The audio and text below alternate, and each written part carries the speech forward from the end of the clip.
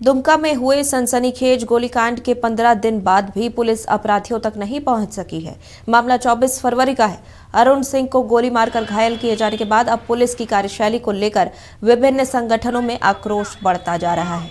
इसको लेकर Dumka bus stand में विभिन्न संगठनों के समर्थन पर आज बसों का परिचालन अनिश्चितकालीन बंद करने का निर्णय लिया गया। साथ ही बस स्टैंड की सभी दुकानें भी बंद रखने का ऐलान किया। वहीं इस बीच एक युवक को बस स्टॉप पर देसी कट्टा के साथ पकड़ा गया है। फिलहाल इस बात की जांच चल रही है कि नशेड़ी है या पागल या फिर कोई अपराधी।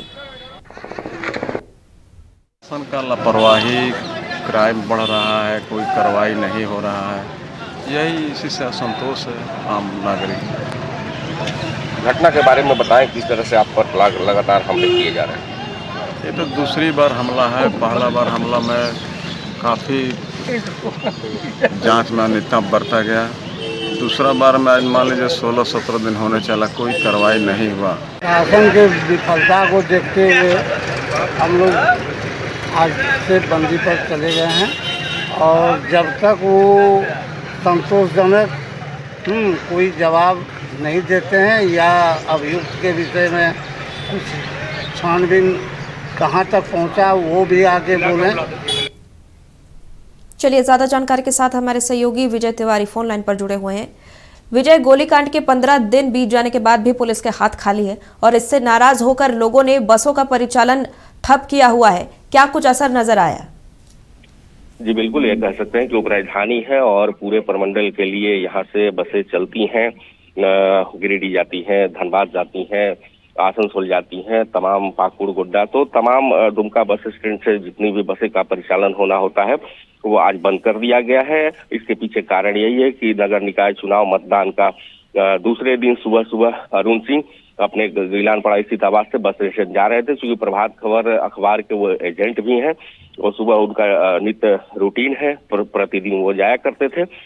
तो सुबह 6 बजे जो शहर का रिहायशी इलाका है, डीआईजी का वहां पे कार्यालय है, वहां पे उनको 2 अपराधी बाइक से आते हैं और उनको घेर करके गोली मार देते हैं। गनीमत ये रहा कि गोली पीठ में लगी थी और आर पार हो गई थी। उसके बाद दुमका में इलाज की कोई व्यवस्था न होने के कारण पश्चिम बंगाल के दुर्गापुर में उनका इलाज कराया गया। अब अरुण सिंह ठीक ठाक होकर के आ गए हैं, वो बच गए हैं। अब पुलिस की बात उस समय की जाए तो हाई प्रोफाइल जांच हुआ, तमाम वरीय पदाधिकारी स्थल पर निरीक्षण किए, जांच किए और कहा था कि जल्द ही अपराधी को पकड़ लिया जाएगा। लेकिन इसमें जो दुमका में अभी हालात है, जितने भी सीसीटीवी कैमरे शहर में लगे थे वो सारे खराब पड़े हुए हैं। पुलिस को कहीं से कोई सुराग नहीं मिल पाया। एक कैमरा बस स्टैंड के पास था, उसमें कुछ फुटेज मिला था लेकिन उससे आइडेंटिफाई नहीं हो रहा था चूंकि दोनों अपराधी हेलमेट पहने हुए थे।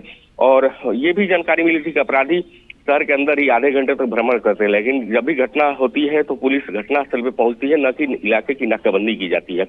और यही वजह है बिल्कुल इसी कार्यशैली पर सवाल उठाए जा रहे हैं। विजय, ऐसे में प्रशासन ने क्या कुछ अपना रुख स्पष्ट किया है? जब इस विषय में जो संगठन के लोग मिले हैं और हम लोग भी मिले हैं, जब पुलिस अधीक्षक से इस बाबत बात की गई कि इस मामले में अपराधी कब तक पकड़े जाएंगे, तो सिर्फ आश्वासन मिलता रहा कि जल्द ही अपराधियों को पकड़ लिया जाएगा और चिन्हित कर लिया गया है। उस अपराधियों के करीब पुलिस पहुंच चुकी है। लेकिन देखिए 24 तारीख के बाद आज 10 तारीख हो गया, कोई फलाफल नहीं निकला।